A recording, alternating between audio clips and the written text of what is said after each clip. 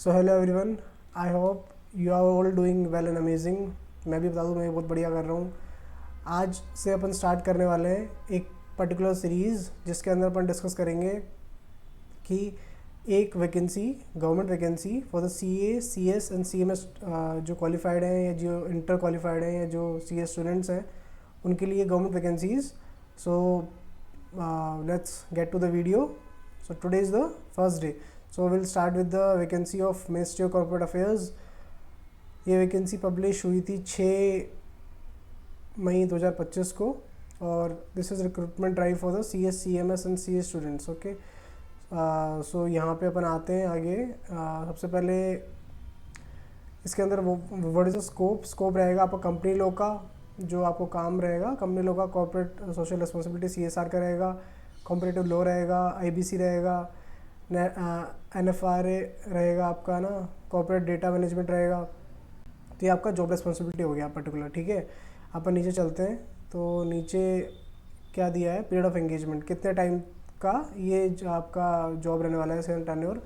देखो इसमें 4 साल का टेन्योर दिया हुआ है और स्टार्टिंग में ये 2 साल का एंगेजमेंट रहेगा एज ए यंग प्रोफेशनल। ठीक है, और उसके बाद जैसे ही आपका 2 साल कंप्लीट होता है तो आपको अप्रूवल लेना पड़ेगा सेक्रेटरी CA जो आपका मिनिस्ट्री ऑफ कॉर्पोरेट अफेयर्स से। फिर आपका 2 साल का एक्सटेंशन वहाँ से मिल जाएगा आपको। ठीक है, तो ये जो अपॉइंटमेंट रहने वाला है ये फुल टाइम बेसिस पर रहने वाला है, ये पार्ट टाइम बेसिस पर नहीं रहने वाला। ठीक है, तो अपन आगे बढ़ते हैं। इसके अंदर क्या है, नेक्स्ट है कि परफॉर्मेंस अप्रेजल। परफॉर्मेंस अप्रेजल आपका रहेगा performance appraisal committee as per pack. ठीक है, उसके बाद जो इंक्रीमेंट होगा वो डिसाइड कर लिया जाएगा। अपन आगे बढ़ते हैं। नेक्स्ट पॉइंट आता है कि qualification of young professional. Qualification क्या होनी चाहिए, वो CA हो सकता है, CS हो सकता है या CMA हो सकता है, कॉस्ट मैनेजमेंट अकाउंटेंट। ठीक है, तीनों में से कोई भी क्वालिफिकेशन चलेगी, इसके अंदर कोई दिक्कत नहीं है। उसके बाद इसके अंदर आता है कि भैया उनके अंदर उनके एक्सीलेंट कम्युनिकेशन स्किल्स उसके अंदर होनी चाहिए। ठीक है, good level of technology based skills होनी चाहिए, कंप्यूटर आना चाहिए आपको, बेसिक कंप्यूटर की स्किल्स आनी चाहिए, ज़्यादा कोई दिक्कत है नहीं। ठीक है, उसके बाद अगर मैं चलो हिंदी और इंग्लिश आपको आनी चाहिए।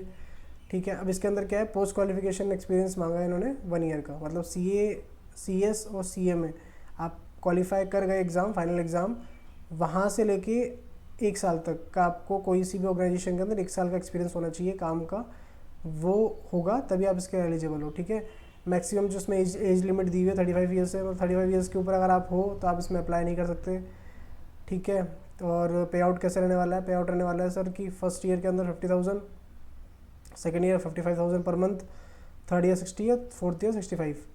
तो ये जो रहने वाला है फर्स्ट ईयर 50, 55, 60 और 65, ये 55,000 जो मिलेंगे आपको सेकेंड ईयर तक मिलेंगे। उसके बाद आपको 2 साल का जो उसमें टेन्योर दिया हुआ था, इनिशियल 2 साल का पीरियड का टेन्योर था, फिर 2 साल आपका बाद में आपको अप्रूवल लेना पड़ेगा MCA से।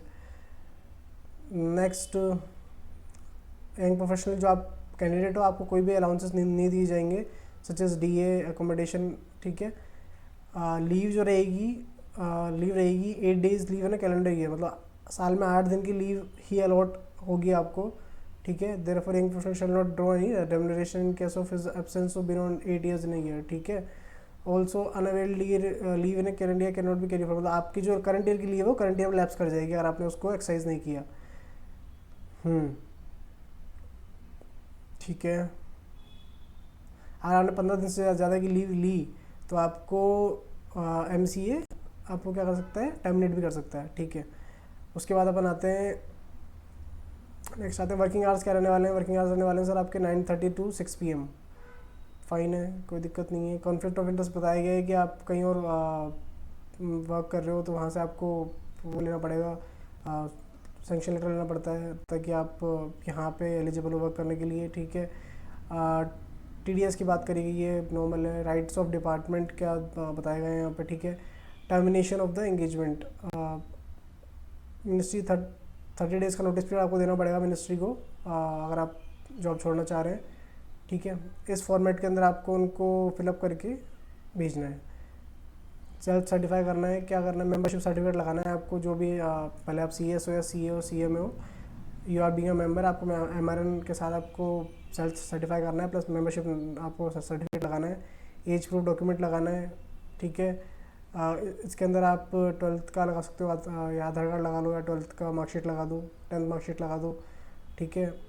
रेज्यूमे आपको क्लियरली मेंशन करना है क्या है, डीओबी रिज़ल्ट का आपका क्वालिफिकेशन वाला, पोस्ट क्वालिफिकेशन एक्सपीरियंस कहाँ पे और किस लोकेशन पे, सारी चीज़ करना है आपको यहाँ पे मेंशन।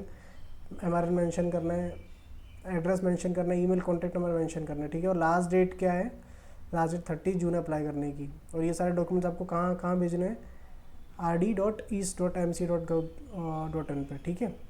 क्या